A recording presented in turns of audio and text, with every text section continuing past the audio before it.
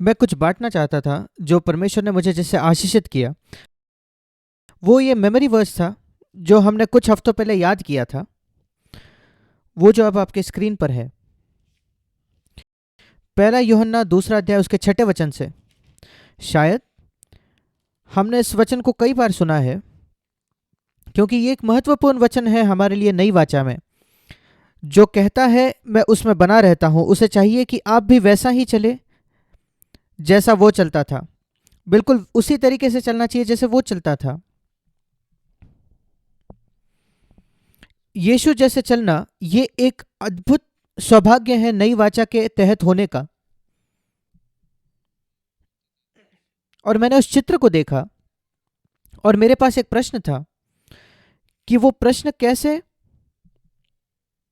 उस वचन से संबंधित है। और जो प्रश्न मैंने बच्चों से भी पूछा वो ये था, अगले स्लाइड में जो है, क्या आप यीशु को इस चित्र में देख पाते हो? क्योंकि वो वचन कह रहा है आपको यीशु जैसे चलना है। और उस चित्र में दिखाया गया है, वहां पहाड़ है, वहां आप सूर्य देखते हो, वहां 2 लोग दिखते हैं। अब यीशु उस चित्र में कहाँ है? अब शायद यीशु उस चित्र में सब जगह है, क्योंकि उसी ने सब कुछ बनाया है। ये शायद संडे स्कूल का उत्तर है, पर यीशु उस चित्र में कहाँ है? और मैं जहां पहले यीशु को देखना चाहता था, ऐसी जगह जहां नहीं सोचेंगे, वो है बाई और जो है वो। और मैं नहीं जानता कि हमने यीशु को इस प्रकार देखा है या नहीं, जो पृथ्वी पर आया। अधिकतर जो मसीह जगत है वो 25 दिसंबर को उस दिन को मनाता है जब यीशु का जन्म हुआ। हम जानते हैं कि इसका कोई सबूत नहीं है, पर जब हम सोचते हैं कि यीशु असहाय था, हाँ वो जरूर एक बच्चे के समान आया। वो किसी ना किसी दिन तो उसका जन्म हुआ साल में, और वो एक बिल्कुल असहाय व्यक्ति बनकर आया। और हम सोचते ऐसा है कि यीशु मसीह असहाय तब था जब वो बच्चा था, पर यीशु असहाय केवल तब नहीं था, यीशु असहाय अपने जीवन भर था। हाँ जरूर जब वो एक बच्चा था। और मैं नहीं जानता कि आप जानते हो या नहीं, कौन से पहले शब्द हैं जो यीशु ने कभी कहे थे। मैं बिल्कुल निश्चित हूं कि यीशु मसीह भी बड़बड़ाता था। जिस किसी भाषा वो बोलता था, जब वो माँ के गर्भ से निकला तो वो बिल्कुल एक भाषा नहीं बोलता था, उसे भाषा सीखनी पड़ी। वो बिल्कुल हमारे जैसे था, हर एक क्षेत्र में, एक ही क्षेत्र में अलग था। जब जो उसने पाप नहीं किया, वो एक ही क्षेत्र था जहां वो अलग था, उसने भी वो बड़बड़ाया, हम सबके जैसे उसने भाषा सीखी। पहले शब्द कौन से थे जो यीशु ने कभी कहे, जो बाइबल में लिखे हैं? वो है लूका 2 उसके 49 वचन में। यीशु मसीह यहाँ 12 साल का लड़का था और वो मंदिर में जाता है, और उसके परिवार के बिना वो 3 दिन तक है। और जब उसके परिवार आखिरी में उसको खोज पाता है, ढूंढता है, वो मंदिर में है। यीशु कहता है अपने माता पिता से, बिल्कुल अचंभित होकर, कंफ्यूज होकर, वो लूका 2:49 में उनसे कहता है, तुम मुझे क्यों ढूंढते थे? क्यों तुम मुझे ढूंढने की कोशिश कर रहे थे? क्या तुम नहीं जानते थे कि मैं अपने पिता के साथ होता? क्योंकि मैं असहाय व्यक्ति हूं। यद्यपि मैं 12 साल का था, क्या आप नहीं जानते पिछले 12 साल में जब आपने मुझे जाना है कि आप मुझे यही पाओगे, पिता के साथ। क्योंकि मुझे उससे सहायता की आवश्यकता थी। मैं हर समय उसके साथ होने के लिए जाता हूं, क्योंकि वो मेरी जरूरत है। और वो दूसरा वचन जो मैंने डाला था, यूहन्ना 5:19, ये पहले शब्द थे यीशु के। और फिर उसके सेवकाई के समय यूहन्ना 5:19 में वो कहता है, मैं कुछ नहीं कर सकता अपने आप से, केवल वही जो मैं पिता को करते देखता हूं। जो मैं पिता को करते देखता हूं वही मैं करता हूं, यूहन्ना 5:19। क्योंकि पिता पुत्र से प्रेम करता है और वो सारी बातें दिखाता है जो वो खुद कर रहा है, और वो मुझे और महान काम दिखाएगा, 20 वचन। और मैं भी आपको बड़े काम दिखा पाऊंगा। और आप देखते हो कैसे वो निर्भरता और ये असहायता यीशु की। वो कहता है मैं आपको सब बातें दिखाता हूं जो मैं अपने पिता से देखता हूं, और जैसे मेरा पिता मुझे महान बातें दिखाएगा, मैं भी आपको महान काम दिखाऊंगा। उसने खुद वो महान काम नहीं देखे थे, इसलिए वो संसार को वो महान काम नहीं दिखा पाया। ये एक अलग चित्र था यीशु के लिए जो हमने आमतौर पर देखा है उससे। जब हम कहते हैं जब यीशु कहता है मेरे जैसे चलो, हम सोचते हैं कि हमें पूरा जीवन के बारे में जानकारी होनी चाहिए। हम ये नहीं पहचानते कि यीशु मसीह कह रहा है कि मैं खुद असहाय था। और यीशु के अंतिम वचन भी लूका 23 में, लूका 23 उसके 46 वचन, बिल्कुल अंतिम शब्द जो यीशु ने कभी कहा है। मैंने आपको दिखाया पहले शब्द जो उसने कहे 12 साल की उम्र में, जब 33.5 वर्ष की उम्र में उसकी मृत्यु हुई, उसके आखिरी शब्द क्या थे? लूका 23 उसका 46 वचन। उसने पुकार कर, ऊंचे बड़े शब्द से पुकार कर कहा। उसे पुकारने की आवश्यकता नहीं थी, पिता तो उसको सुनता। अगर वो फुसफुसाता भी, उसके आत्मा में भी वो कहता तो पिता सुनता, पर उसने पुकार कर कहा बड़े शब्द से, क्योंकि वो इकलौता तरीका था अंडरलाइन करने का, उस पर जोर देने के लिए। ये ऊंचे शब्द से वो पुकार कर कहता है, पिता तेरे हाथों में मैं अपने आत्मा को सौंपता हूं। मैं पूरे समय तेरे हाथ को थामे हुए था, यही मेरा जीवन रहा है शुरुआत से। 12 साल की उम्र में वो अपने माता पिता से कहता है कि आप नहीं जानते आप मुझे कहाँ पाओगे, मैं अपने पिता के हाथों को थामा हुआ रहूंगा। इसलिए जब मैं खो गया था, जब यरूशलेम के सड़कों पर मैं खो गया था, मैं अपने पिता के घर गया। वो इकलौती जगह थी जहां मैं हो सकता था। उसके जीवन भर, उसके सेवकाई में मैं आपको केवल वही दिखाऊंगा जो पिता मुझे दिखाता है। मैं अपने आप से कुछ नहीं कर सकता, अपनी पहल से नहीं कर सकता। उसके जीवन के अंत तक, उसके अंतिम सांस तक वो कहता है, मैं फिर एक बार तेरे हाथ में अपने आप को सौंपता हूं, बस वही तो मैं करना जानता हूं, और मैं असहाय हूं। और ये ज्यादा आसान यीशु है जिसके पीछे हम चल सकते हैं, इसके बजाय कि उस यीशु पर जो निरंतर पानी पर चल सकता था। पर वो जब पानी पर भी चला, असहाय होकर चला। ये नहीं कि उसके अंदर कोई अद्भुत जीवन को लाकर जो हमारे लिए बहुत कठिन होगा जिसके पीछे चलना। और मैं जो देखता हूं यीशु में, जो असहाय था उसमें, यीशु कहता है मेरे पीछे चलो, जैसे जैसे मैं इस पृथ्वी पर चला, अब तुम मेरे पीछे चलो। और मैं कहता हूं यीशु आप कैसे जिए, हर एक पाप पर प्रभुता करते हुए। वो कहता है मैंने उसको इस तरीके से किया, मदद मांगकर। मेरे पच्चे 9 पर चलो, वो कहता है। ये जीवन है जिसको मुझे आना है, और ये जीवन आसान लगता है, इसमें मैं जा सकता हूं, प्रवेश कर सकता हूं। मैंने पहचाना कि मुझे बहुत सतर्क रहना है, एक ऐसी आत्मा का जिसके साथ मैं परमेश्वर की उपस्थिति में आ सकता हूं, जो हम सब में आ सकती है।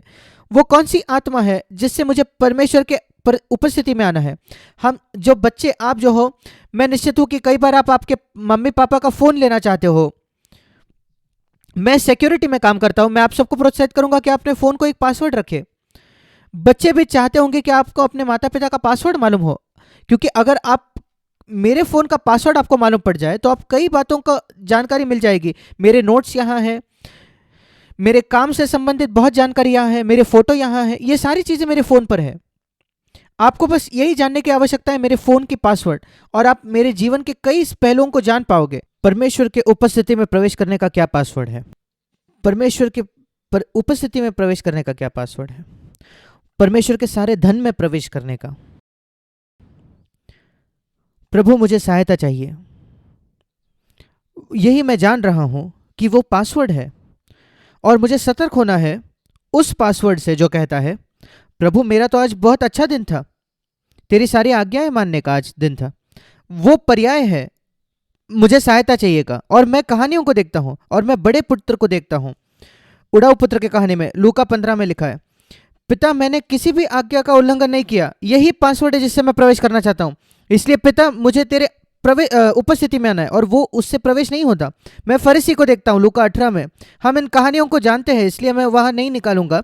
लूका 18 में वो चुंगी लेने वाला और फरीसी कहते हैं, देखो मैंने 2 बार प्रार्थना की है, 2 बार उपवास किया, मैंने ये सब किया है, मैं इन अन्य लोगों जैसे नहीं हूं, इसी पासवर्ड से मैं प्रवेश करना चाहता हूं। और वो कहता है नहीं, ये पासवर्ड काम नहीं करेगा। वो जो धनी युवक था वो यीशु के पास आकर कहता है, मैं इस पासवर्ड को डालूंगा, मैंने सारी आज्ञाएं मेरी जवानी से मानी है, मैंने व्यभिचार नहीं किया, मैंने खून नहीं किया, और मैं देखता हूं कि ये पासवर्ड काम नहीं करते परमेश्वर की उपस्थिति में प्रवेश करने के लिए। पर मैं कुछ दूसरे लोगों को देखता हूं कि अलग पासवर्ड डाल रहे हैं।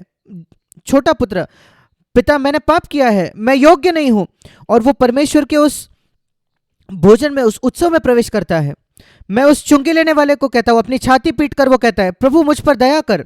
वो परमेश्वर की उपस्थिति में प्रवेश करता है, वो महिमा पाता है। मैं उस सामरी कोढ़ी को देखता हूँ, वो कहता है प्रभु मुझे चंगाई चाहिए, और वो चंगा पाता है। वो कहता है नहीं, मैं जाकर याजक को नहीं दिखाऊंगा।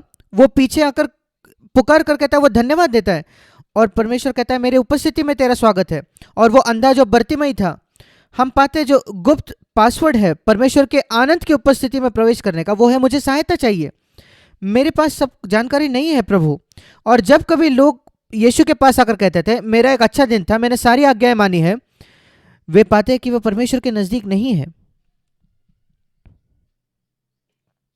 और इसलिए मैं इसको संजोए रख सकता हूं, मुझे सहायता चाहिए इस पुकार को, मैं उसको मूल्य दे सकता हूं।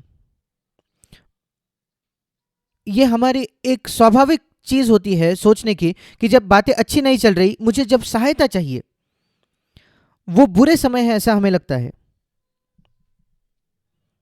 और मैं पा रहा हूं कि परमेश्वर कहता है नहीं, वो तो आसान समय है तुम्हारे लिए मेरे उपस्थिति में आने के लिए, मुझे सहायता चाहिए। ये पुकार वही तो पासवर्ड है परमेश्वर के उपस्थिति में प्रवेश करने का, जल्द से आनंद की भरपूरी पाने का। मुझे सहायता चाहिए कि पुकार।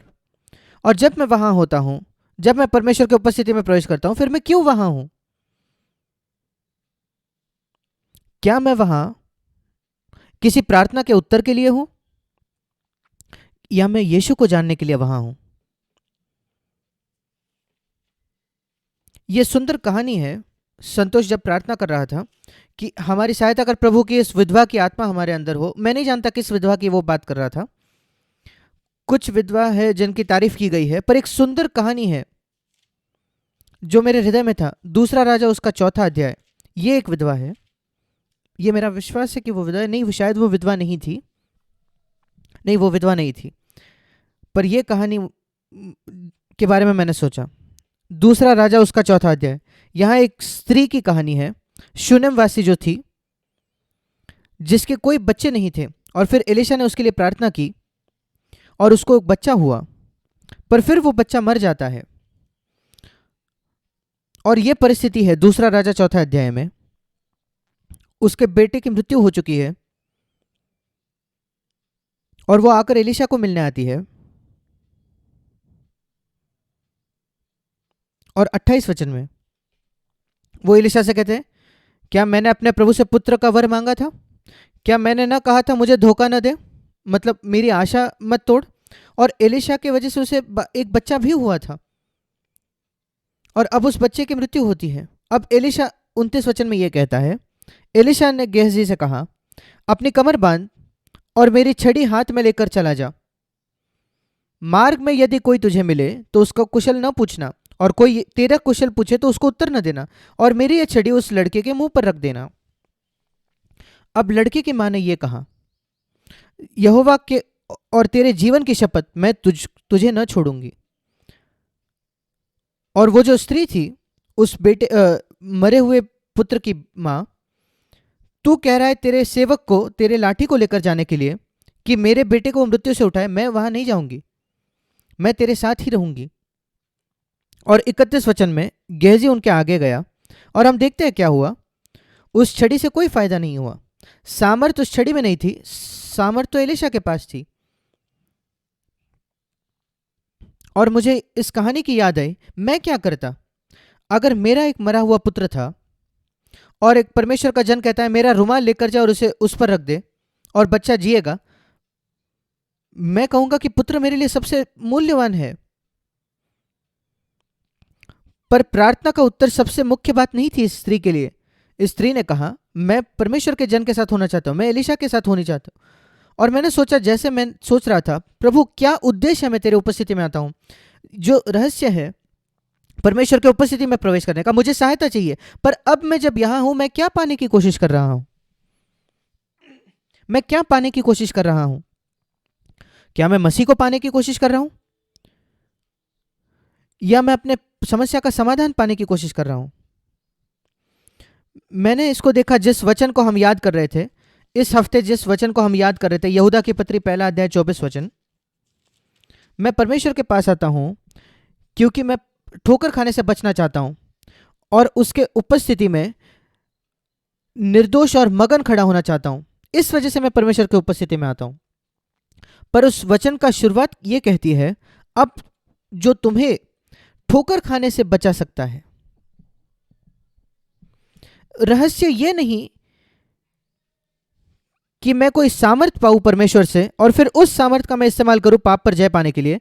रहस्य यह है कि मैं उसे पाऊं, क्योंकि वो मुझे ठोकर खाने से बचा सकता है और मुझे उसकी उपस्थिति में मगन और निर्दोष खड़ा कर सकता है। रहस्य है कि मैं उसके साथ रहूं और उसे पाऊं। हम ये कहते रहते हैं कि मसीह जीवन जो है वो एक संबंध है, धर्म नहीं। पर मैं पाता हूं, जब मुझे सहायता चाहिए, इस पुकार के साथ आता हूं, मेरी ये फितरत होती है कि मैं जाकर प्रभु को कहता हूं कि मेरी समस्या में मेरी सहायता कर प्रभु। और मैं ये नहीं कहता कि प्रभु मैं तुझे चाहता हूं। मैं परमेश्वर की उपस्थिति में आता हूं ये कहते हुए मुझे सहायता चाहिए, पर जो मैं सचमुच ढूंढ रहा हूं वो तू है प्रभु। और क्योंकि मेरे समस्या की वजह से मैं कहता हूं मुझे सहायता चाहिए, पर मैं मसीह को खुद मूल्य नहीं देता। वही मुझे कहने की आवश्यकता है कि प्रभु यहां मैं अनंत जीवन पाने के लिए हूं। मेरा बेटा मर चुका है, पर मैं उस लाठी के पीछे और वो जो भ्रष्ट सेवक है उसके पीछे नहीं जाऊंगा। गेहजी वो भ्रष्ट सेवक था जो पैसे से प्रेम करता था। नहीं प्रभु, मैं देखता हूं कि तू यहां है, और यद्यपि मेरा बेटा मरा हुआ है, मैं तेरे साथ रहूंगा प्रभु।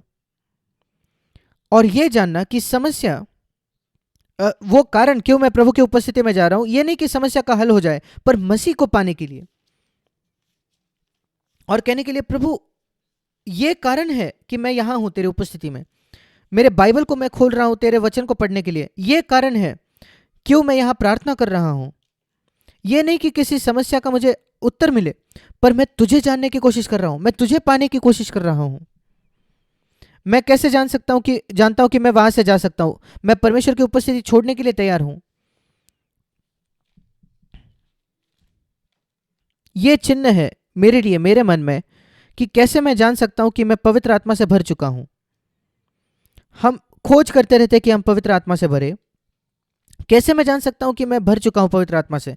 बिल्कुल साफ साफ चिन्ह मेरे लिए वो है यूहन्ना 16:14, जो कहता है पवित्र आत्मा यीशु मसीह को महिमा देगा। वो मेरे लिए सबसे साफ एक चिन्ह रहा है कि मैं पवित्र आत्मा से भर चुका हूं, कि यीशु महिमा पाता है, यीशु बड़ा हो जाता है मेरे लिए। और अगर मैं परमेश्वर की उपस्थिति में आकर कहता हूं मैं ये पासवर्ड डाल रहा हूं, मुझे सहायता चाहिए प्रभु, अब मैं परमेश्वर की उपस्थिति में हूं, मैं कैसे जान सकता हूं कि मैं पवित्र आत्मा से भर चुका हूं? कैसे मैं जान सकता हूं कि मैं जिसके लिए आया वो मैंने पा लिया है, कि मसीह मेरे लिए बड़ा हो जाता है। यह नहीं कि मेरी समस्या का हल होता है, पर मसीह बड़ा हो जाता है। और यूहन्ना 16:14 वो मेरी महिमा करेगा, क्योंकि वो मेरी बातों में से लेकर तुम्हें बताएगा। और कारण क्यों मैं परमेश्वर की उपस्थिति में आ रहा हूं, यह कहते हुए कि प्रभु मैं असहाय हूं, कि मैं देख सकता हूं कि जो यीशु ने कहा मैं कुछ नहीं कर सकता अपने आप से। जब जो पिता मुझे दिखाता है, जब मैं पिता को करते हुए देखता हूं, मैं तुम्हें दिखाता हूं। और जैसे मैं महान बातें देखूंगा पिता से, मैं तुम्हें भी दिखाऊंगा। और मुख्य बात यह थी कि वो पिता को देखे। यीशु चाहता था कि वो पिता को देखे, वो पिता क्या कर रहा है। और जब मैं यीशु के पास जाता हूं, मैं अपने समस्या का हल नहीं खोज रहा, मैं यीशु को खोजने की कोशिश कर रहा हूं। एलिशा के जैसे, और एलिशा की दूसरी एक कहानी, और सारे जो सैनिक थे दूसरे सेना के, और एलिशा कहता है कि मेरे सेवक के लिए मैं प्रार्थना कर रहा हूं कि तेरी आंखें खुल जाए, कि तू देखे स्वर्गीय सेना को, तू देख पाए। अब समस्या बदल जाती है, क्योंकि समस्या तो अब भी है, पर मैं स्वर्गीय सेना को देख पाता हूं जो इस पर्वत के आसपास है। वही एलिया ने देखा, इसलिए वो चिंतित नहीं था। सैनिक को जाने की आवश्यकता नहीं थी वहां से। और बिल्कुल वैसे ही वो बेटा शायद अभी भी मरा हुआ सकता है, वो समस्या अभी भी हो सकती है, पर मैं यहां हूं प्रभु यीशु, मुझे सहायता चाहिए। और मैं जानता हूं कि सहायता पाने के लिए मैं पवित्र आत्मा से भरता हूं, और मैं तुझे देखता हूं, एक अलग रोशनी में मैं तुझे देखता हूं। इसलिए मेरे प्रार्थनाओं को मुझे इस प्रकार से बदलना है, एडजस्ट करना है, कि मैं मसीह को देखूं।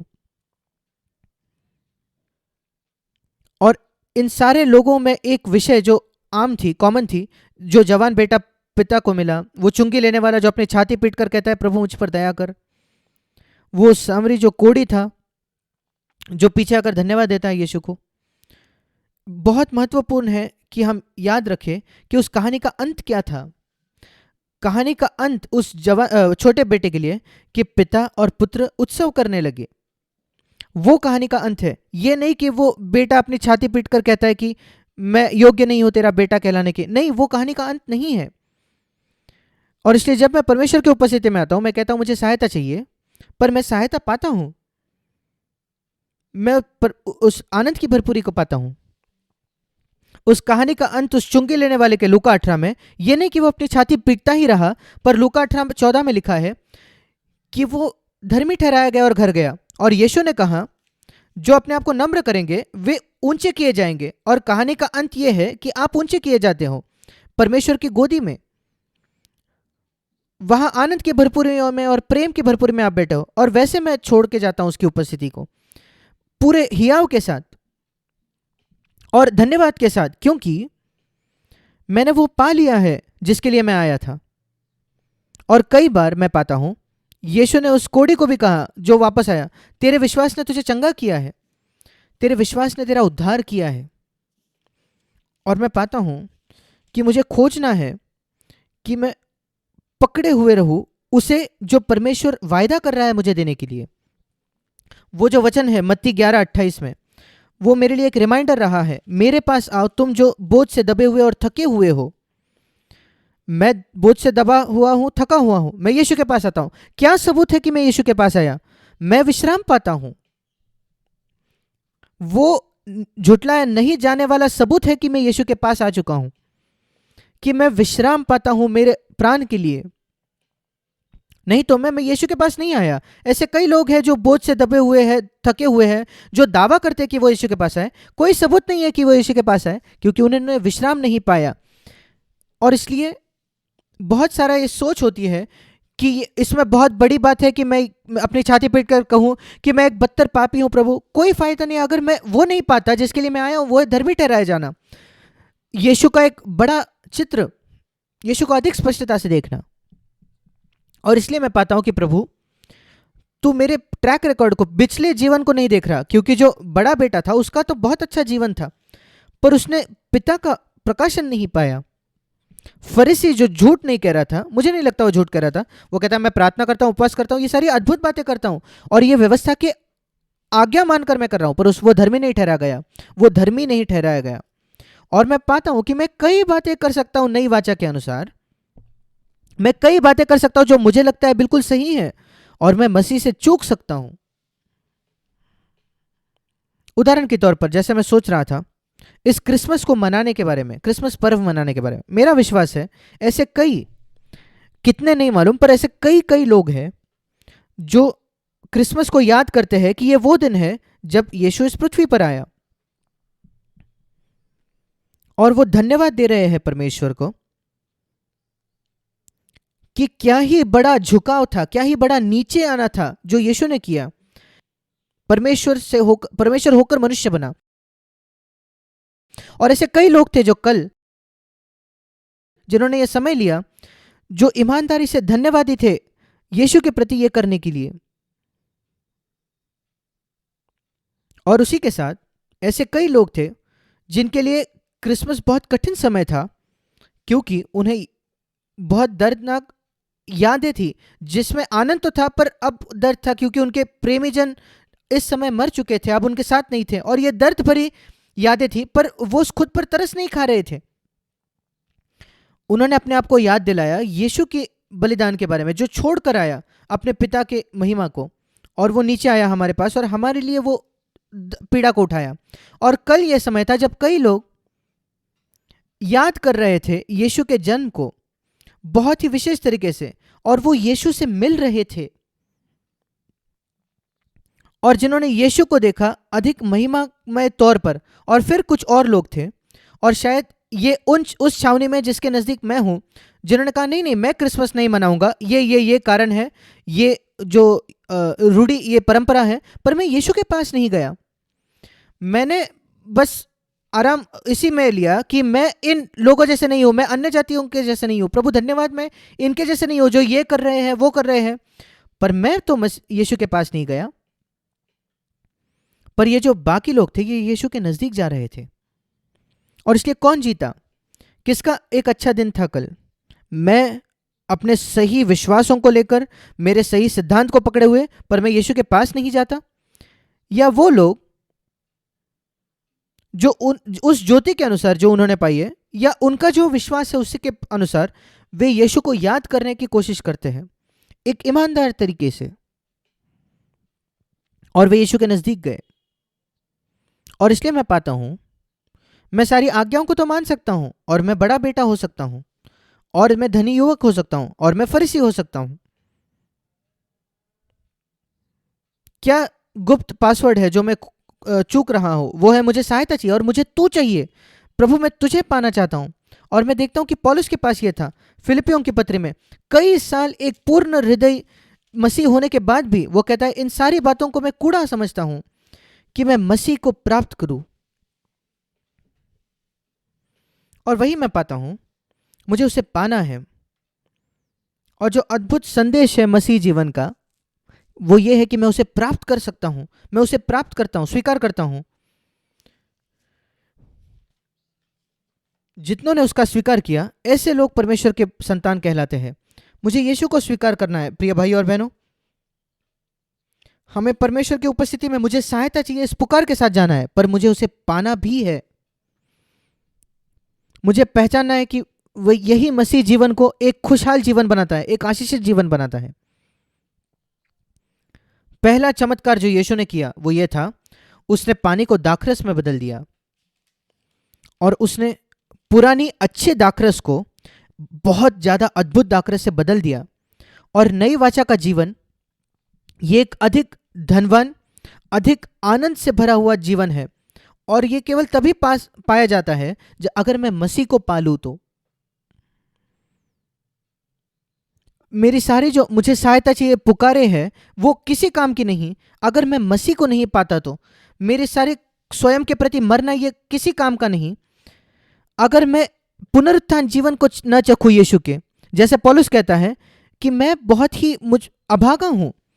अगर मैं विश्वास करता हूं मृत्यु में, पर यीशु के पुनरुत्थान में नहीं विश्वास करता। इसलिए मैं पाता हूं मुझे बहुत कड़ी मेहनत करनी है कि यह कहना कि प्रभु मैं तुझे नहीं छोड़ूंगा जब तक मैं यीशु के पुनरुत्थित जीवन को नहीं पा लेता, कि मैं उस धर्मी ठहराए जाने को नहीं पाता जो चुंगी लेने वाले को मिला, उस उत्सव का आनंद उठाऊं जिसका उड़ाऊ पुत्र ने उठाया, उस उद्धार का पाऊं जो उस स्त्री ने पाया, जो फरीसी के बजाय वो स्त्री ने पाया, या वो जो कोढ़ी था उसने पाया। उन्होंने क्या पाया?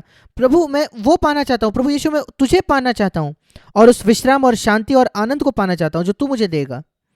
नहीं तो मैं केवल सिद्धांत बांट रहा हूं। मुझे वो आनंद पाना है।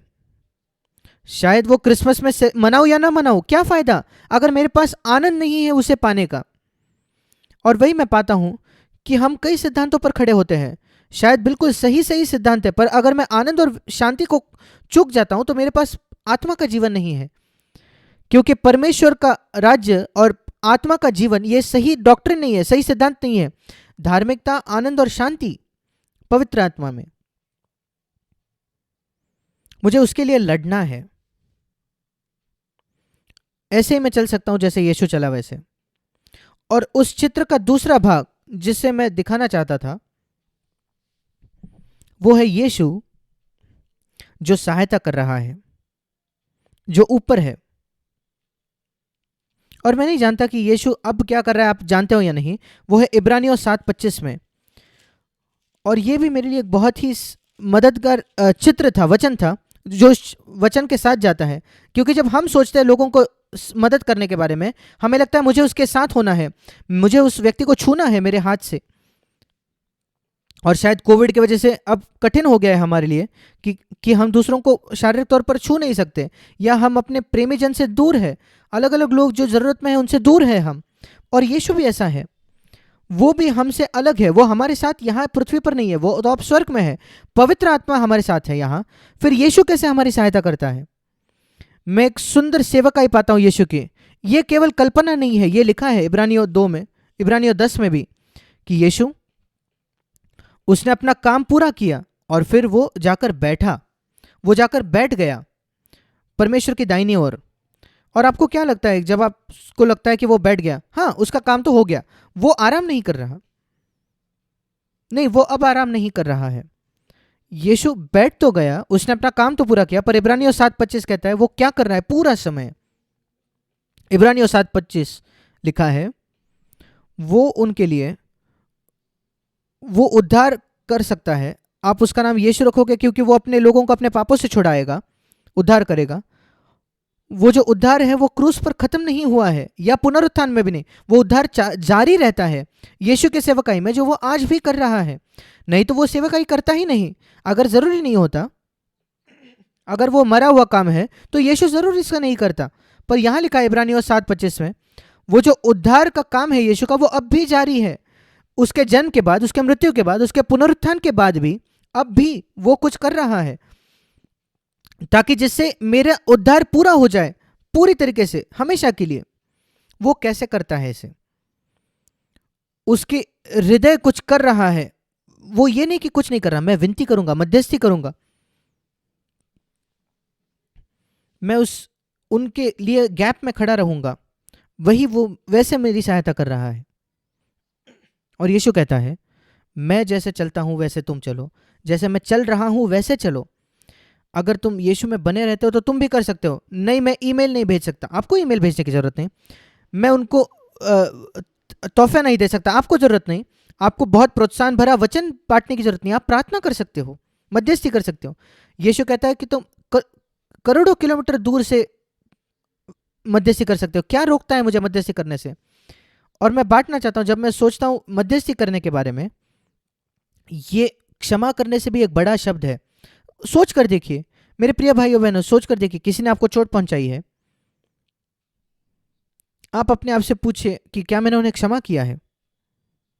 हाँ, शायद मैंने उन्हें क्षमा किया है, पर क्या मतलब उनके लिए प्रार्थना करना, उनके लिए मध्यस्थी करना? इसका मतलब मैं उनके लिए गोली खाऊंगा, यह बहुत अलग है क्षमा करने से। मैं तुम्हें क्षमा करता हूं, मुझसे दूर रहो। और मैं ये नहीं कह रहा कि हम सबके लिए विनती कर रहे हैं, पर उनके लिए क्या जो कलीसिया के भाई बहन हैं, क्या मेरे अंदर ये आत्मा हो सकती है मध्यस्थी की? वो आगे जाता है कि मैं क्षमा करता हूं, इससे भी आगे मैं उन्हें बुरा नहीं चाहता, मैं उनके लिए कोई दुष्टता नहीं चाहता, पर मेरे लिए मध्यस्थी मतलब मैं उनका अनंत भलाई चाहता हूं। उनके अनंत भलाई का शायद यह मतलब है कि मैं उनसे दूर रहूं, पर प्रभु मैं सचमुच चाहता हूं उनकी अनंत भलाई। और मैं देखता हूं कि एक अंतर है क्षमा से भी ज्यादा। यीशु ने कहा मेरे जैसे सिद्ध बनो, और हम जानते हैं वो है दया करने के संदर्भ में। मत्ती 5 में वो कहता है तुम भी सिद्ध बनो जैसे मेरा स्वर्गीय पिता सिद्ध है। वो अपने शत्रुओं को प्रेम करने के संदर्भ में कह रहा है, और जो तुम्हें चोट पहुंचाते हैं उन्हें आशीष देने के संदर्भ में। वो क्षमा करने से बहुत अधिक है, उन्हें आशीष देना। और मैं कहता हूं प्रभु मैं समझना चाहता हूं कि इसका क्या मतलब है कि मैं मध्यस्थी करूं। और मध्यस्थी तो बलिदान करने से भी ज्यादा है, क्योंकि मैं दूसरों के लिए बलिदान कर सकता हूं, पर मैं उनकी अनंत भलाई न चाहूं।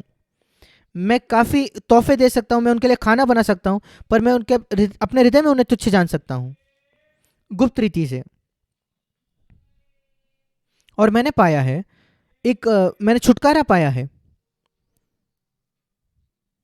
नकारात्मक विचारों से दूसरों के लिए, जब मैं यीशु को देखता हूं कि यीशु एक मध्यस्थ था, और यीशु कहता है मेरे पीछे आओ।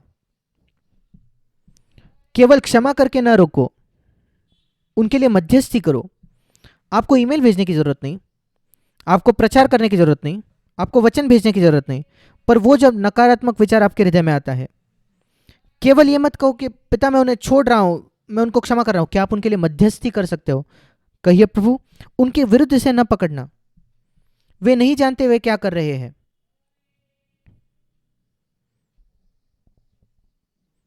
और हमारे अंदर एक आत्मा होती है बदले की।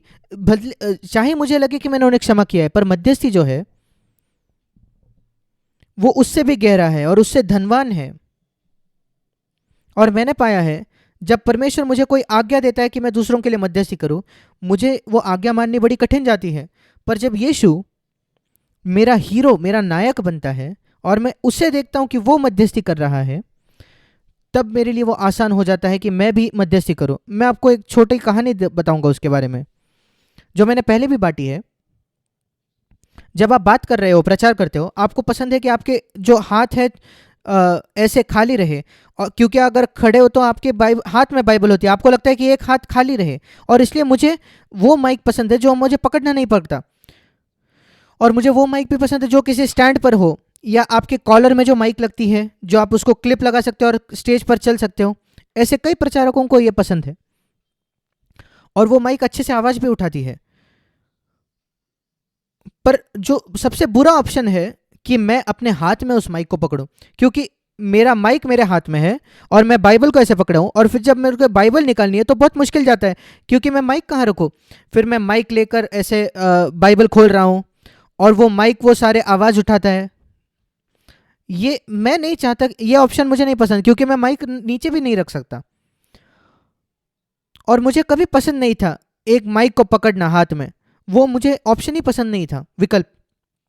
पर एक दिन मैंने देखा, मेरे मसीह प्रचारक जो हीरोज थे, हमेशा माइक पकड़ते थे। डेविड विल्करसन, वो तो पुलपिट पर खड़े थे, पर वो हमेशा माइक पकड़कर बात करते थे, और मैंने कुछ देखा।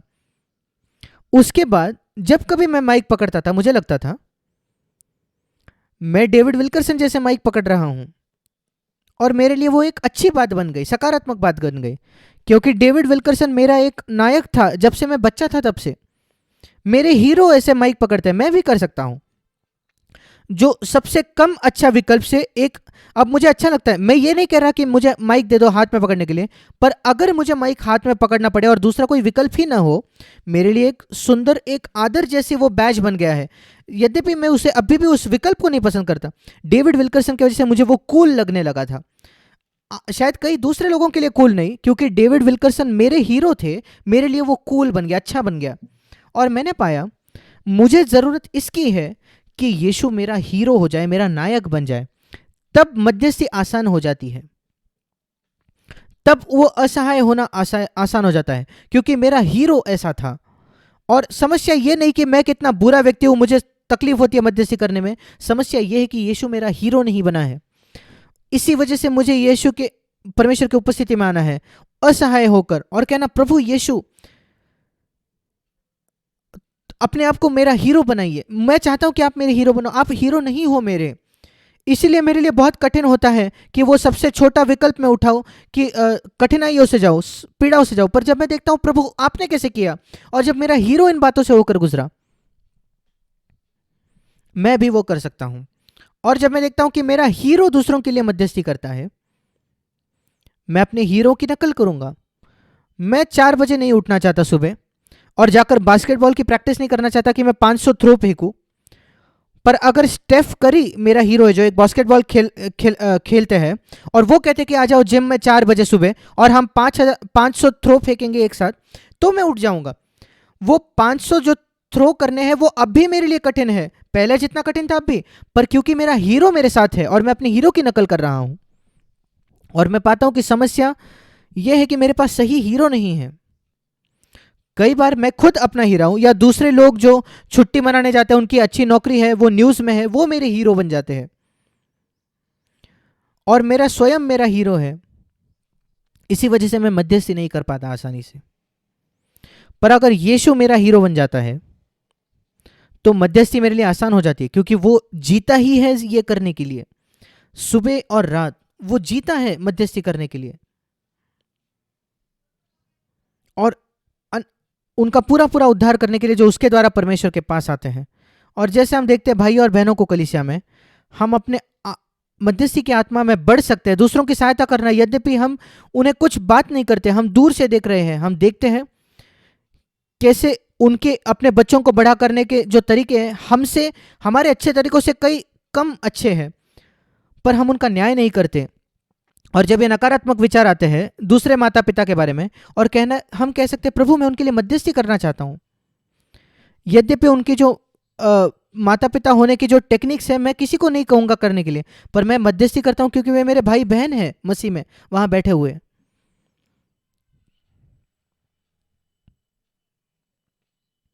मैं इसके साथ अंत करना चाहूँगा। यूहन्ना उसका 2 अध्याय, 2 कहानियां हैं वहाँ, जिसके बारे में मैं सोच रहा हूं इस संदर्भ में भी, यीशु असहाय था और यीशु मध्यस्थ था।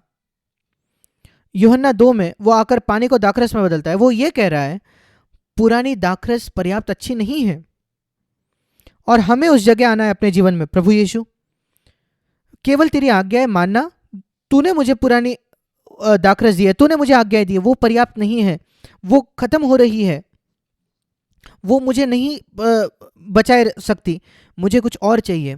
मुझे चाहिए मसीह। मैं नई दाखरस चाहता हूं जो है मसीह का जीवन, मसीह का व्यक्तित्व।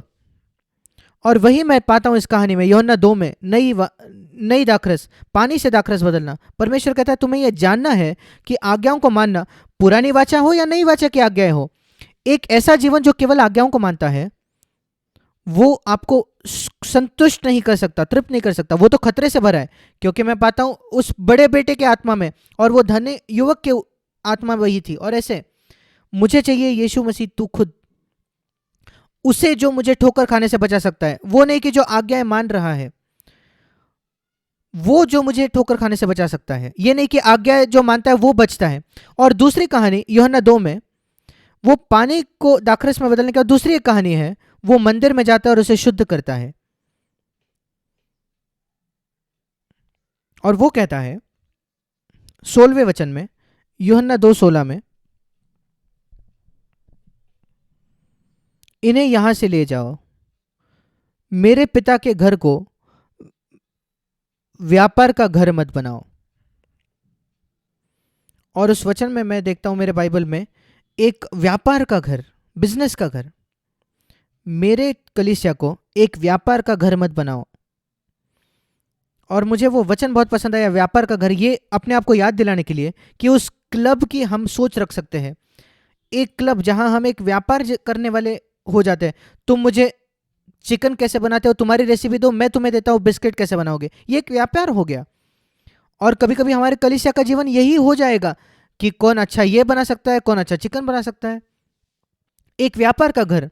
बच्चों को कैसे अच्छे से बड़ा करें, तुम इस मेथड को इस्तेमाल करो बच्चों को घर पे पढ़ाने का, ये करिकुलम, और ये एक व्यापार का घर बन गया।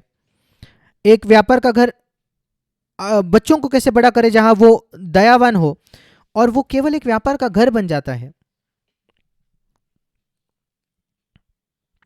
ये घर नहीं जो तीव्र इच्छा रखता है, मैं यहां हूं ये सीखने के लिए तुमने मसीह को कैसे पाया, वही मैं पाना चाहता हूं तुमसे। मैं तुम्हारे बीच में दूसरा कुछ नहीं पाना चाहता, मसीह को छोड़। और मसीह जो क्रूस पर चढ़ाया गया, बस मैं वही चाहता हूं तुम्हारे लिए ये पाने के लिए। मैं यहां अच्छे टिप्स नहीं चाहता बच्चों को कैसे बड़ा करे। मैं तुमसे पाना चाहता हूं कि तुमने मसीह को कैसे पाया इस हफ्ते में, वही मैं पाना चाहता हूं तुमसे। और मेरे घर को एक व्यापार का घर मत बनाओ। और यीशु ने शुद्ध किया मंदिर को, बार बार ये कहते हुए मेरे घर को एक व्यापार, बिजनेस का घर मत बनाओ। आप आइडियाज का व्यापार करो या कुछ, उस समय पैसा हो सकता है, हम शायद ज्यादा पवित्र है कि हम केवल एमवे के स्कीम्स जो है ऐसे कुछ बेचते नहीं है, पर हमारे छोटे व्यापार के सिस्टम्स होते हैं, अच्छे आदर की बातें जो भ्रष्ट है। और यीशु कहते हैं शुद्ध करो मेरे मंदिर को।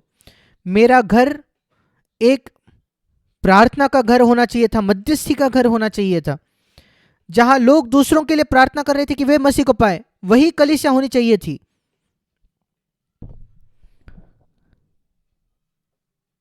कि मैं अपना दूसरों के साथ, भाइयों बहनों से के साथ जो संबंध है इसलिए नहीं पाता क्योंकि हमारे वही सिद्धांत है, या हमारी बच्चों को बड़ा करने का वही तरीका है, या ऐसी अन्य बातें। प्रभु, मैं तेरे शब्दों को सुनना चाहता हूं। और लूका, यूहन्ना 2:17 में लिखा है, उसके चेलों को याद आया कि लिखा गया है तेरे घर की धुन मुझे खा जाएगी। और मैंने वो वचन को देखा, खा जाना, और हर एक दूसरे शब्द में लिखा गया है कि भस्म कर देना। वो शब्द का मतलब इतना मजबूत सामर्थ्य से भरा वो शब्द है, तेरे घर की धुन मुझे खा जाएगी। दूसरों के लिए मध्यस्थी करने की, मसीह को पाने के लिए, कि प्रार्थना का एक घर वो बने। वही यीशु कह रहा था। ये नहीं कि हम जाकर मार्था जैसे सोच रखे, नहीं। और इसलिए मैंने उसको जोड़ा मध्यस्थी करने से, कि मैं दूसरों की भलाई खोजूं, मैं ये खोजूं कि मसीह उनके अंदर मेरे अंदर बन जाए और दूसरों में भी बन जाए। वो धुन, उसके लिए धुन, वो मुझे खा जाएगी, वो मुझे पूरी तरीके से खा जाएगी। और यीशु निरंतर एक विप, एक कोड़ा लेकर आ रहा है मेरे मंदिर को साफ करने के लिए, मुझे शुद्ध करने के लिए, सारे व्यापार के इस घर से, कि मैं कलीसिया को जो व्यापार का घर बनाता हूं। और यही वो तरीके हैं कि हमारे जो कलीसियाएं हैं, हमारे सही सिद्धांत हो सकते हैं, पर हम एक अच्छा क्लब बन जाएंगे केवल क्योंकि हम निरंतर हमको अपने आप को कम कर रहे हैं दूसरे बातों में, इसके बजाय कि मसीह हमारे अंदर कैसे बन रहा है और कैसे मैं मध्यस्थी कर रहा हूं, कि हम वैसे चले जैसे यीशु चलता था, अधिक और अधिक असहाय होकर, और अधिक और अधिक उन लोगों के जैसे जो दूसरों के लिए मध्यस्थी करते हैं। वो प्रार्थना का घर है जो परमेश्वर चाहता है कि हम हो। परमेश्वर हमारी सहायता करे।